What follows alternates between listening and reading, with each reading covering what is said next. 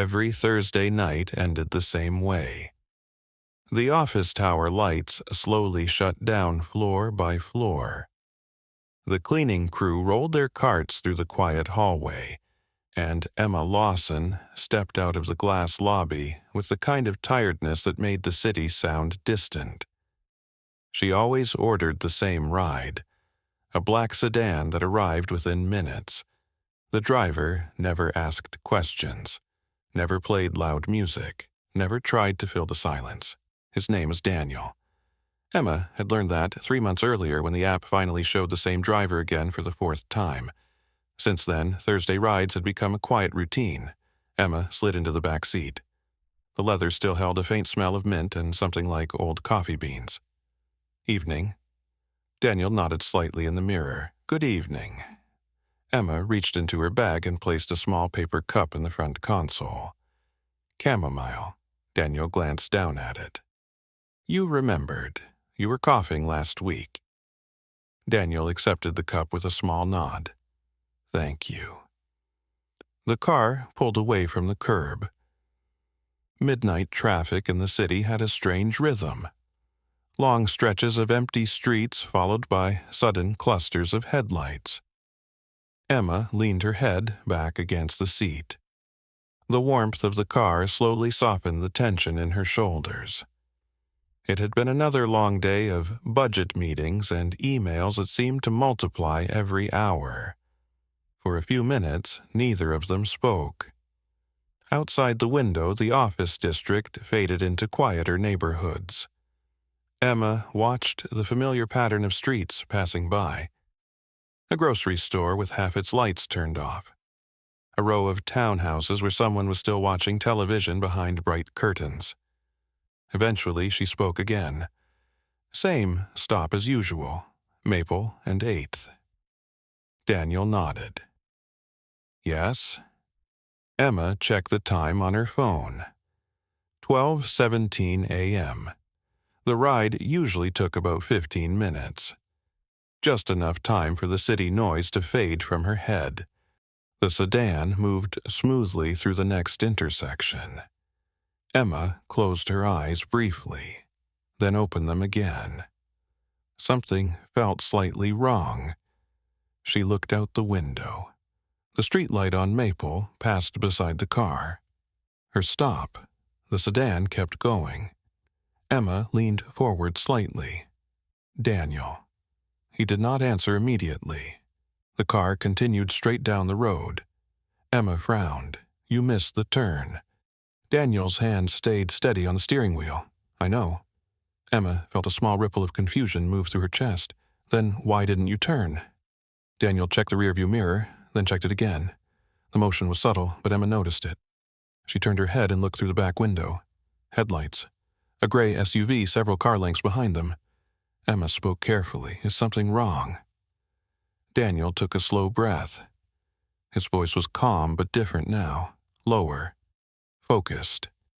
That car behind us has been following since we left your office. Emma felt the words land slowly. Following. Maybe it's just another car going the same way. Daniel shook his head slightly. We made 3 turns. It made 3 turns. Emma turned again to look through the glass. The SUV stayed behind them. Not speeding up, not falling back, just there. Emma felt her throat tighten. What do we do? Daniel slowed slightly as they approached the next intersection. Then he said something that made the air inside the car feel suddenly colder. First, we confirm. And if I am right. He glanced once more at the mirror. Then someone out there knows exactly where you live. The gray SUV stayed behind them. Emma tried not to stare, but her eyes kept drifting to the rear window. The headlights moved with the same quiet patience. Not aggressive, not careless. Just steady. Daniel drove through another intersection without speaking. Emma leaned forward slightly. Maybe it is just someone going the same direction. Daniel did not answer right away. His eyes moved once more to the mirror. We turned 3 times after leaving your office. Emma looked outside. The street was nearly empty now, a late bus passing in the opposite lane. A single pedestrian walking a dog under a yellow street lamp. No other cars. The SUV turned again behind them. Emma felt her stomach tighten. Okay, her voice sounded smaller than she intended. What do we do? Daniel slowed as they approached a long stretch of quiet residential road. First, we test. He signaled and turned suddenly down a narrow side street lined with old brick houses. Emma grabbed the door handle instinctively as the car changed direction. The SUV followed. Same distance, same headlights.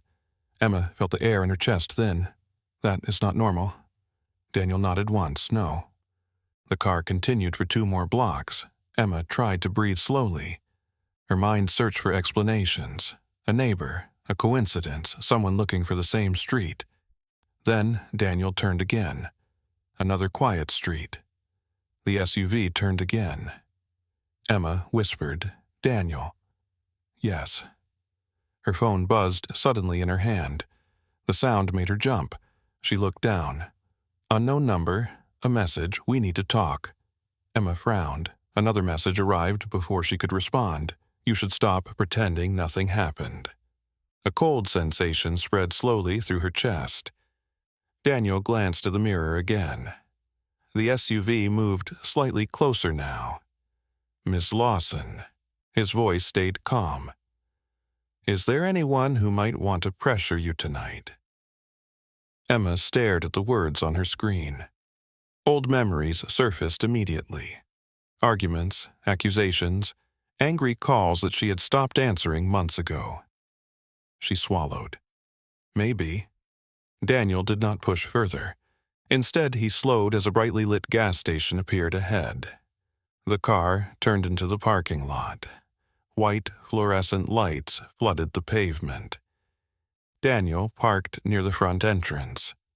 Emma turned slowly toward the road. The gray SUV slowed. For a moment, it looked like it might continue past. Then it turned into the station, too.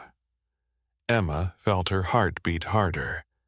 The SUV stopped 2 rows away, engine running. The driver inside remained perfectly still, watching. Daniel opened the car door calmly. "Stay here." Emma grabbed his sleeve without thinking. "Wait." Daniel looked back at her. His expression remained composed, but his voice lowered slightly. "If that driver came here for you, we need to know." Emma watched Daniel walk toward the gas station door. The fluorescent lights above the entrance buzzed softly. Inside the small store, a tired cashier leaned against the counter, scrolling through something on his phone. Daniel moved calmly, like someone stopping for a normal errand. Emma stayed in the back seat. Her hands rested on her phone, but her fingers had gone cold. 2 rows away, the gray SUV sat with its engine running. The headlights were off now. Only the faint glow from the gas station lights revealed its shape. Emma tried to see the driver. The windshield reflected too much light. All she could make out was a dark outline sitting behind the wheel. Watching. Her chest tightened. Another message appeared on her screen. "You are making this harder than it needs to be." Emma felt the words settle heavily in her stomach. Her mind already knew who it was, but seeing it written still made something inside her twist. A second message followed immediately. "We should talk like adults." Emma let out a slow breath. Adults.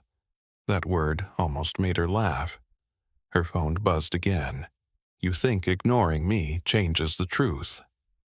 Emma locked the screen and dropped the phone onto the seat beside her. Outside, a car passed along the road and disappeared into the darkness. The SUV did not move. Emma forced herself to look away from it. Instead, she studied the gas station windows.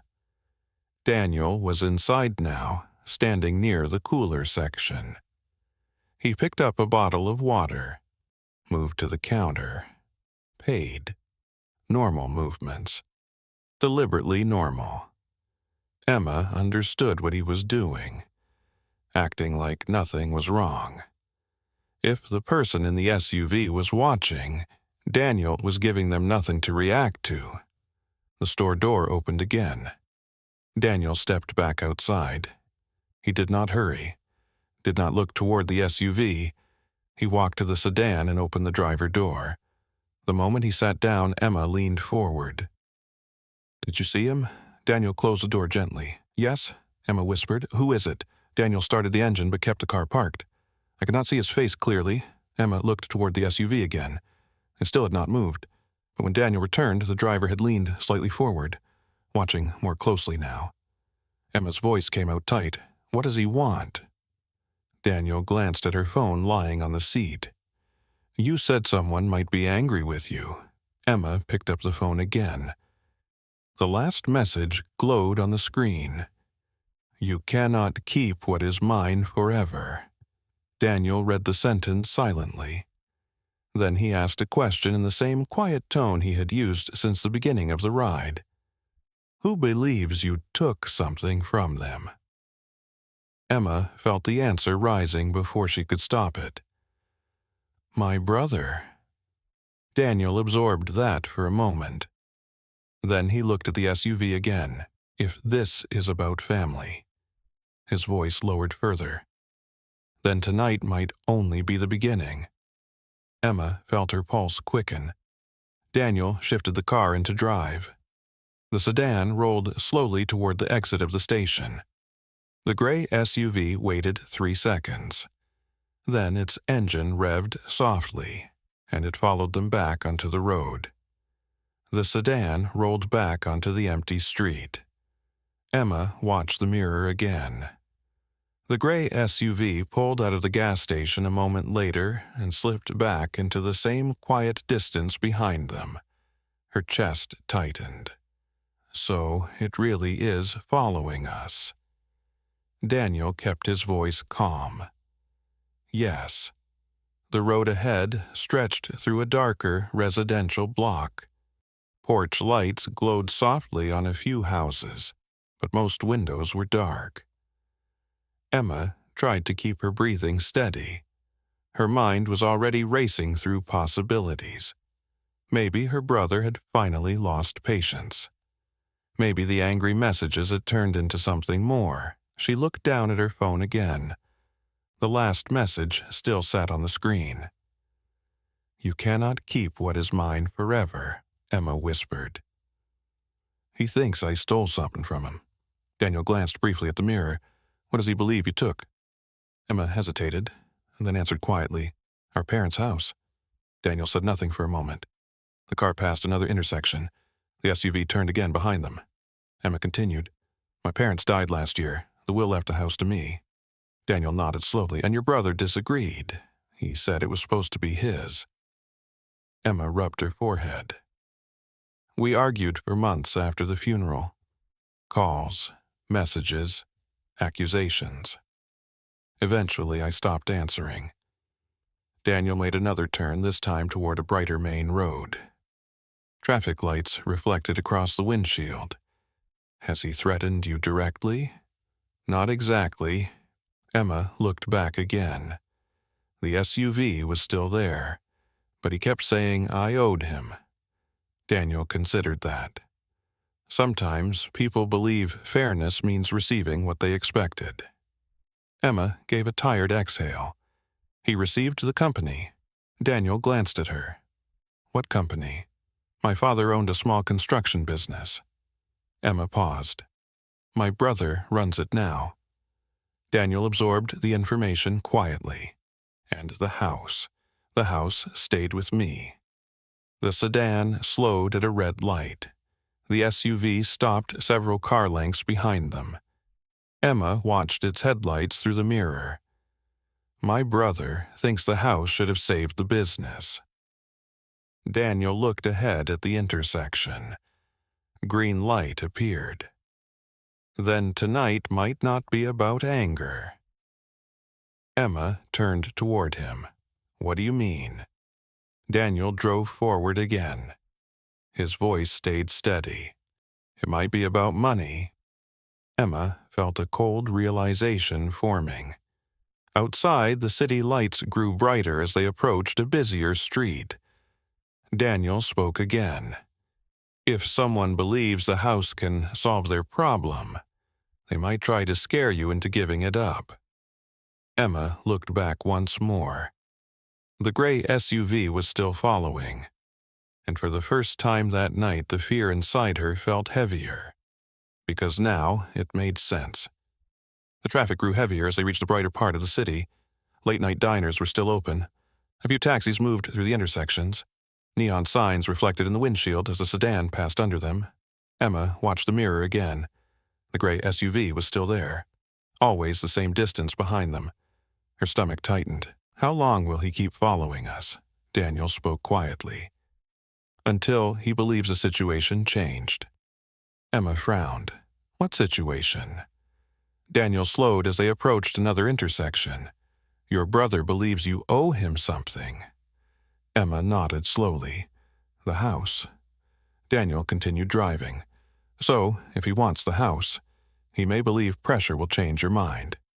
Emma let out a tired breath. "This is insane." Daniel glanced at the mirror again. "Maybe. But the person following us does not seem impulsive." Emma turned toward him. "What do you mean?" Daniel spoke carefully. "He keeps distance. He waits. He does not rush."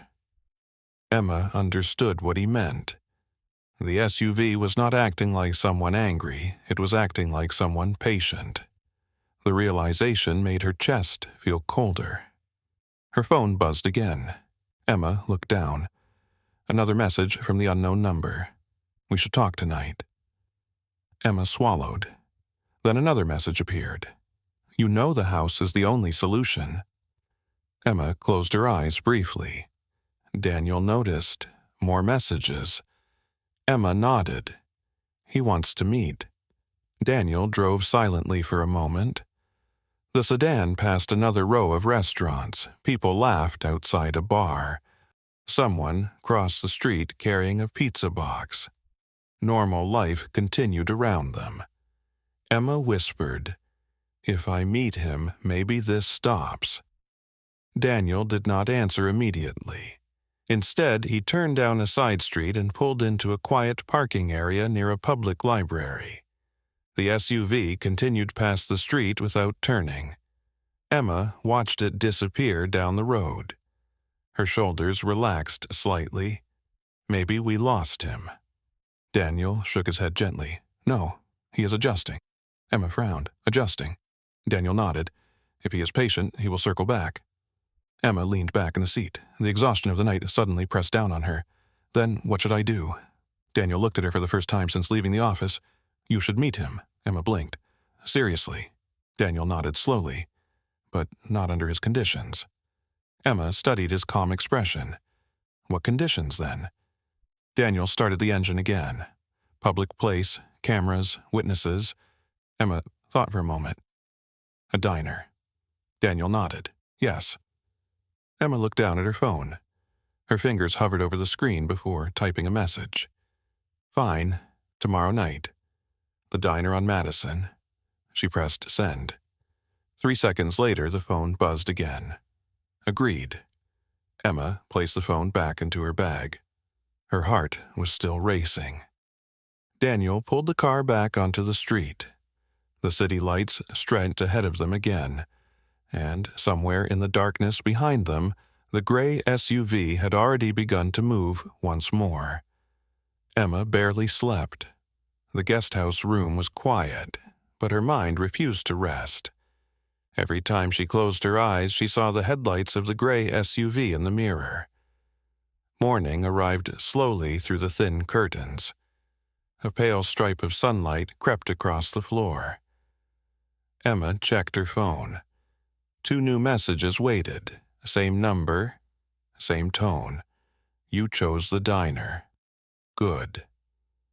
Emma stared at the screen for a moment. Then another message appeared. "Bring the documents." Emma felt a slow knot tighten in her stomach. Documents. She had not told him anything about papers. which meant one thing: he already knew what existed. Emma dressed quickly and went downstairs. The guesthouse kitchen smelled faintly of coffee and toasted bread. Daniel sat near the window reading something on his phone. He looked up when she entered. "Morning." Emma slid into the chair across from him. "He knows about the documents." Daniel frowned slightly. "What documents?" Emma placed her phone on the table. "He told me to bring them tonight." Daniel studied the message. Then he asked quietly, "Do you still have a copy of the will?" Emma nodded. "Yes." Daniel leaned back slightly. "Then we should read it again." Emma hesitated. "I already know what it says." Daniel shook his head gently. People often remember what they expect, not what is actually written. Emma went upstairs and returned a few minutes later with a folder. The paper inside still felt stiff and official. Legal language, signatures, dates. Daniel read slowly, line by line. Emma watched his expression change almost imperceptibly. "What?" Daniel pointed to a section near the end. "Your father added a protection clause." Emma leaned closer. "What kind?" Daniel tapped the paper lightly. "If the construction company accumulates debt above $100,000, the family house cannot be used as collateral." Emma blinked. "I never noticed that." Daniel nodded. Most people would not. Emma felt a quiet realization spreading through her chest. If the company is in trouble. Daniel finished the thought. "Then the house is the only asset your brother cannot touch." Emma looked down at the paper again. The message from the night before echoed in her mind. "You cannot keep what is mine forever," Emma whispered. He does not want to talk. Daniel folded the document carefully. "No." Emma looked up. "Then what does he want?" Daniel met her eyes. "He wants the house. And tonight he will try to convince you that giving it up is the only way to save everything else." The morning passed slowly. Emma sat at the small dining table in the guest house with the folder open in front of her. Sunlight moved across the wood surface inch by inch while she reread the same paragraph again and again. The clause Daniel had pointed out sat quietly near the end of the will, a single sentence that changed everything. If the construction company accumulated debt beyond $100,000, the residential property could not be used as collateral. Emma rubbed her forehead. "I cannot believe I missed this." Daniel sat across from her with a cup of coffee. Most people read wills looking for what they inherit, not the protections hidden inside them. Emma leaned back in the chair. If the company is drowning in debt, then the house is the only thing he cannot touch. Daniel nodded, which means the house became the symbol of the problem. Emma stared at the papers. For months, her brother had been angry, calling her selfish, accusing her of destroying the family. But now the accusations sounded different in her memory, less like anger, more like desperation. Her phone buzzed on the table. Emma looked down. Another message. 6 p.m. "Do not waste my time." Emma exhaled slowly.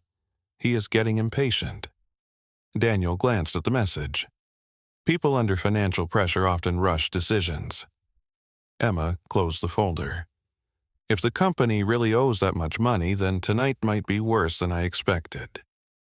Daniel did not argue.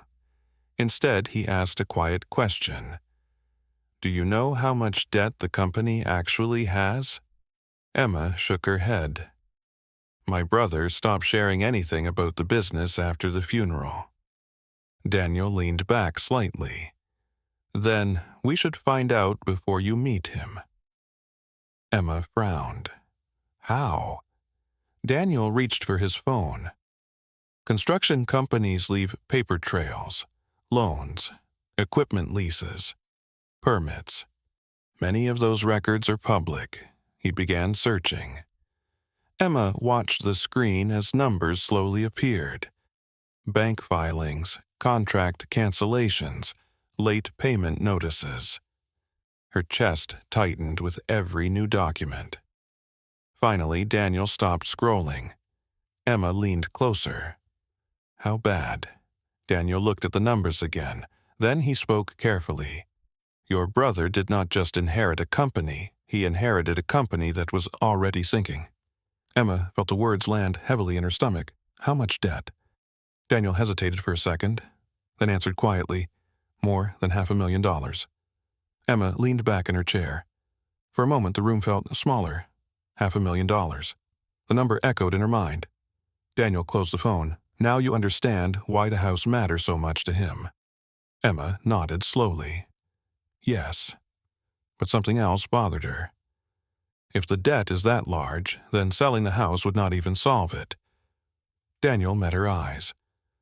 No, Emma whispered. Then why push me this hard? Daniel thought for a moment, then answered in the same calm tone he had used all night. Because when people are desperate, they stop thinking about solutions. They start chasing anything that looks like rescue.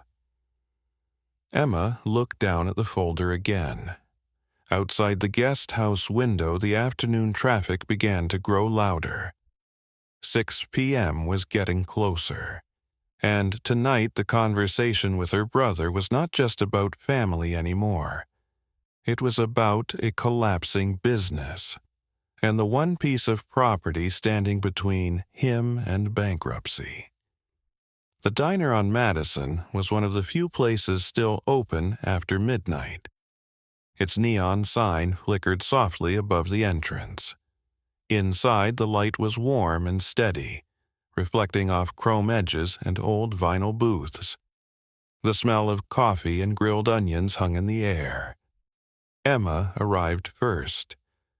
Daniel parked across the street where the windows of the diner were clearly visible from the car. Before she stepped out, he spoke quietly. Choose a seat near the middle of the room. Emma nodded.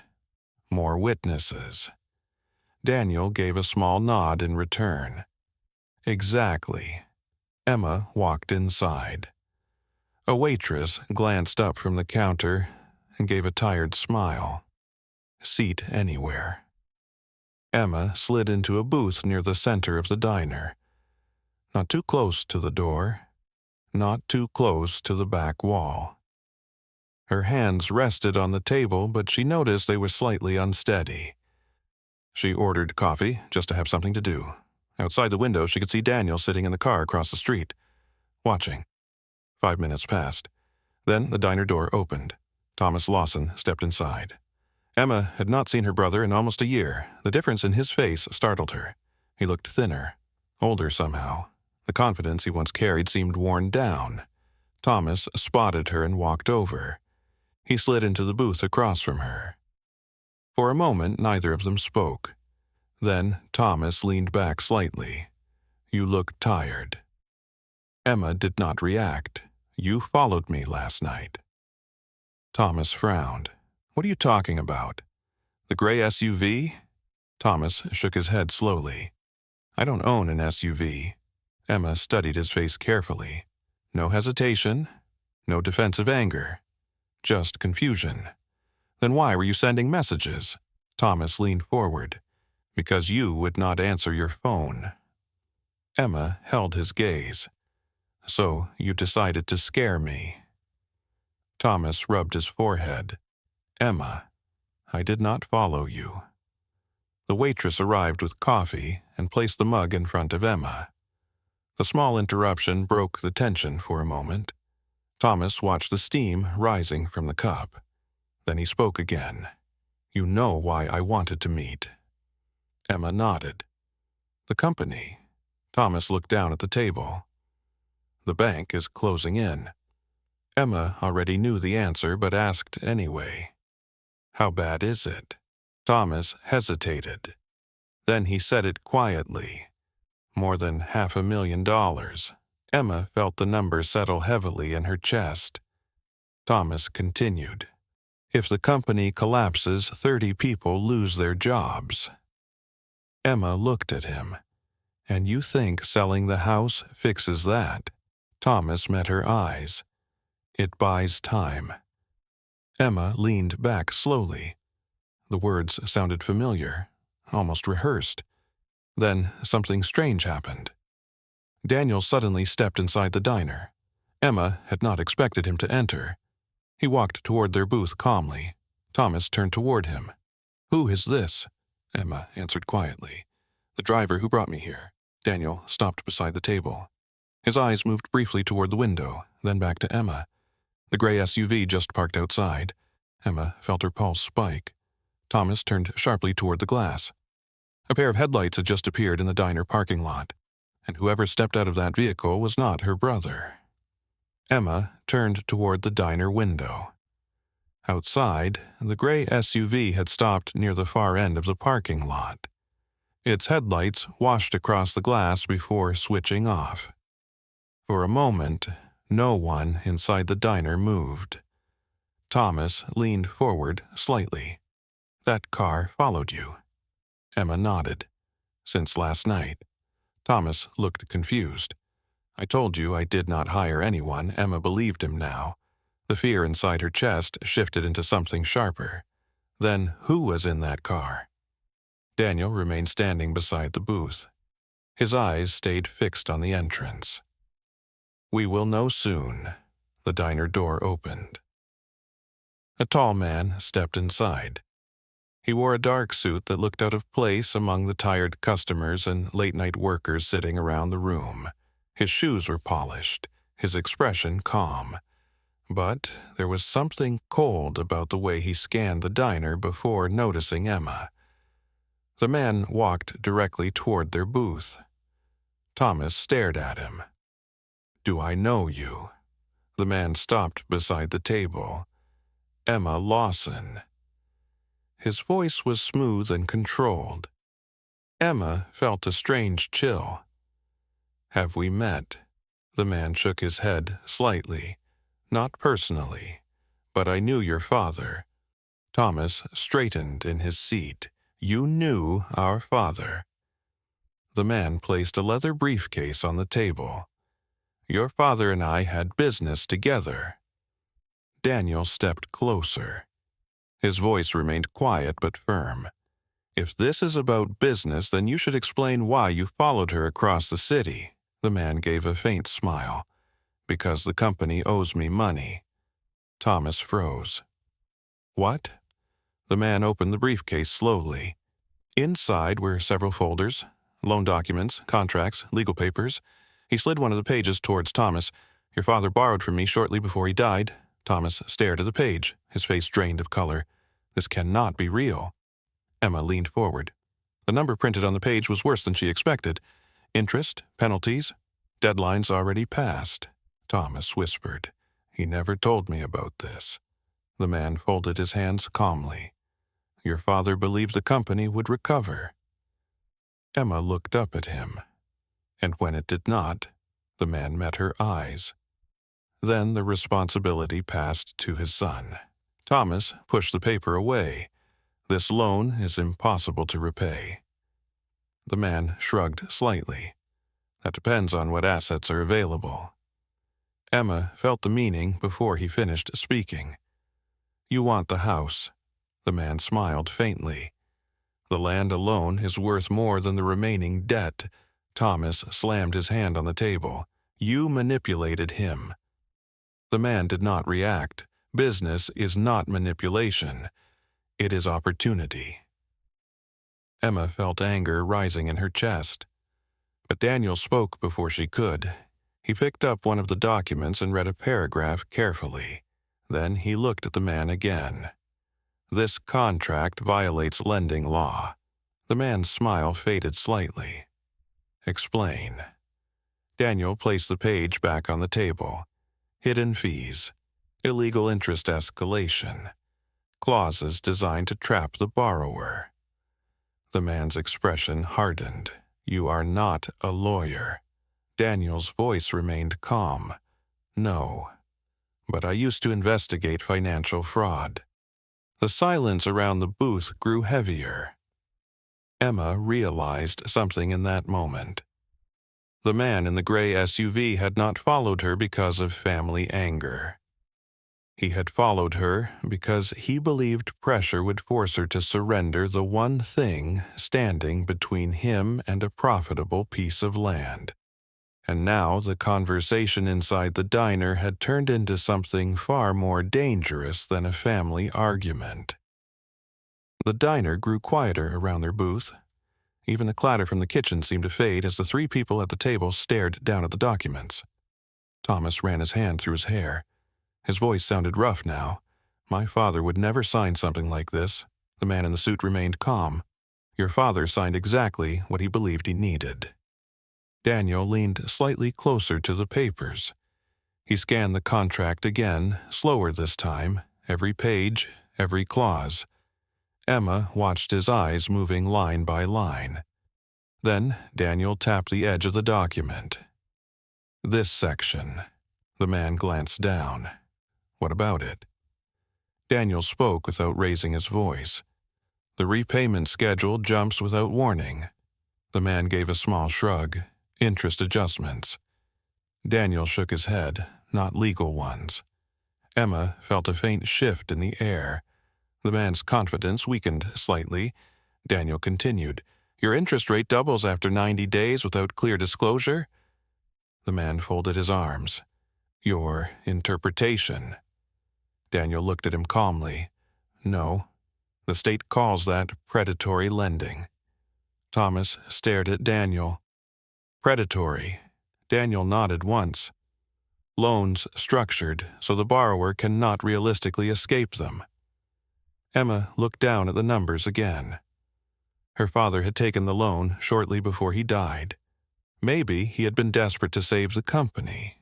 Maybe he never realized what he was signing. Daniel turned another page.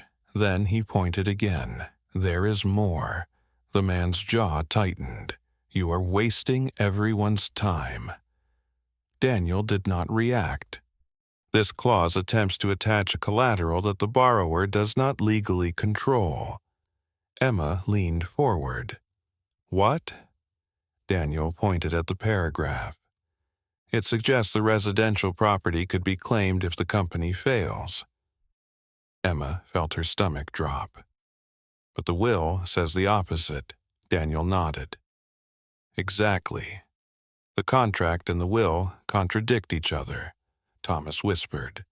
"So he knew the house was protected." Daniel looked at the suited man. "Which means you followed her, hoping pressure would convince her to sell anyway." The man's silence confirmed more than words. Emma felt anger rising in her chest. All night she had thought the danger came from family, but the real threat had been something colder, calculated. Daniel closed the folder. "If this goes to court." He spoke calmly. "The contract collapses." The man gathered the documents quickly. His expression had changed.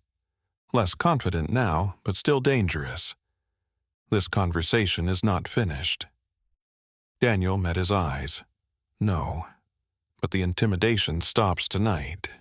The man turned and walked toward the diner door. Outside, the gray SUV waited in the dark parking lot. Emma watched him leave. Her pulse slowly began to settle, but the tension inside the booth had not disappeared yet, because the man's final words still echoed in the room. "This conversation is not finished." The diner door closed behind the man in the suit. For several seconds, none of them spoke. Emma watched through the window as the man walked across the parking lot. The gray SUV headlights flickered on again, cutting through the darkness before the vehicle slowly pulled away. Only when the SUV disappeared at the end of the street did Thomas breathe out. His shoulders sagged against the booth. "I did not know." Emma looked at him carefully. The anger she had expected earlier was gone. What remained looked closer to exhaustion. "You really had no idea about the loan." Thomas shook his head slowly. Dad told me the company had a few temporary cash problems, equipment payments, a delayed contract. He rubbed his eyes. He never mentioned borrowing from someone like that. Daniel remained quiet beside the table. Emma turned toward him. You seemed very sure about the contract. Daniel folded the papers back into a neat stack. Because contracts written like that usually follow the same pattern. Thomas frowned. Pattern. Daniel nodded. Short repayment window, hidden interest escalation, penalties that grow faster than the borrower can recover. Thomas stared down at the documents again. So it was designed to fail. Daniel spoke calmly. Yes. Emma felt something cold settle in her chest. Her father had been under pressure near the end of his life, trying to keep the company alive, trying to protect the employees. And someone had seen that moment as an opportunity. Thomas pushed the papers slightly away. If the contract collapses in court, that still does not fix the company. Emma looked at him. How bad is it, really? Thomas hesitated. Then he answered quietly. If I do nothing, the company runs out of cash within 3 months. Emma absorbed the words. 3 months, 30 employees. A business her father had spent decades building. Daniel leaned back slightly. Then you do not do nothing. Thomas gave a tired laugh. What exactly do you suggest? Daniel spoke in the same calm tone he had used since the night began. First, we remove the pressure. Thomas frowned. Pressure. Daniel tapped the folder. That contract was designed to force fast decisions. If it collapses legally, then the lender loses leverage. Emma understood. More time. Daniel nodded. Exactly. Thomas looked at Emma. And the house. Emma held his gaze. The house stays. Thomas nodded slowly. I expected you to say that. Emma's voice softened. But that does not mean I will not help you. Thomas blinked. You would help after everything. Emma looked down for a moment before answering. Dad built that company. Not just for you. For the families working there. Thomas sat quietly. The tension between them shifted slightly. Not gone, but different. Daniel stood beside the booth. You both still have choices. Emma looked toward the window again. The parking lot was empty now, but the night had revealed more than she expected. Her brother had not been the threat, and the man in the gray SUV had not finished his game, but for the first time since the ride home began, Emma felt something new. The situation was no longer hidden in the dark, and once truth was visible, it became harder for people like that man to control the outcome. The diner slowly returned to its normal rhythm. Plates clinked again. Someone laughed near the counter. A truck rumbled past outside, but Emma still felt the weight of the night pressing against her chest. The gray SUV was gone. The man in the suit had disappeared into the dark, and the folder of contracts still sat in the middle of the table. Thomas stared at it as if the pages might move on their own. $500,000. He said the number quietly. Emma watched her brother carefully. For the first time that night, the anger between them felt smaller than the problem sitting in front of them. Daniel stood beside the booth, arms relaxed. There's something else you should know. Emma looked up. What? Daniel rested one hand lightly on the table. The man who followed you tonight. He has done this before. Thomas frowned. Before. Daniel nodded. Similar loans. Small companies. Family businesses under pressure. Emma felt a chill move through her chest. He traps them. Daniel spoke calmly. Yes. When they panic, they sell assets quickly, usually property. Emma understood now. The house. Daniel continued. The contracts collapse in court. But most people never reach court. Thomas leaned forward. Because they surrender first. Daniel nodded. Exactly. Emma looked down at the papers again. My father did not know he was signing a trap. Daniel answered gently. Your father was trying to save his company. Thomas's voice dropped, and I nearly lost everything because I did not understand what he was protecting. The silence between the siblings felt heavy for a moment. Then Emma spoke quietly. We are not selling the house. Thomas nodded slowly. I know, Emma continued, but we are also not letting the company collapse. Thomas looked up. How? Emma pushed the folder back toward him. The contract is illegal. Daniel confirmed it with a small nod. Which means the lender loses his leverage. Emma leaned forward slightly. That buys time. Thomas stared at her. You would really help. Emma held his gaze. Dad built that company. He did not build it so we would destroy each other. Thomas let out a long breath. Outside the diner window, the first light of morning had begun to soften the sky. Daniel glanced toward the street. Then he said something quietly. There's one more thing. Emma looked at him. What? Daniel smiled faintly. When I drove past your office tonight, I recognized that SUV immediately. Emma frowned. You did? Daniel nodded. My old investigation unit has been tracking that lender for months. Emma blinked. Investigation unit. Daniel's voice remained calm. Financial Crimes Division. Thomas stared at him. You are a cop. Daniel shook his head slightly. Not anymore, but some habits stay with you. Emma felt the final pieces fall into place.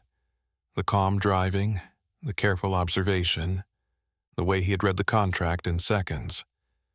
Daniel looked toward the empty street outside. Tomorrow morning, those documents go to the right people. Thomas sat back slowly. For the first time that night, something like relief appeared in his face. Emma wrapped her hands around the coffee mug again. The steam had faded, but the warmth remained. Outside, the city was waking up. Emma thought about the moment in the car hours earlier, when Daniel had missed her exit. At the time, it felt like the beginning of a problem. Now, she realized something else. That wrong turn had forced the truth into the open. And sometimes the moment that feels like danger is the moment that saves you. Emma looked at her brother, then at the empty road where the SUV had disappeared. Families break for many reasons: money, pride, fear, but sometimes they only need one honest conversation to start repairing the damage. The waitress refilled Emma's coffee. Morning light filled the diner windows, and the night that began with someone following her home ended with something far more important. The truth finally had witnesses. If you were sitting in Emma's seat tonight, what would you do? Would you protect the house your parents left you, or risk everything to save the family business? Tell me what you would choose.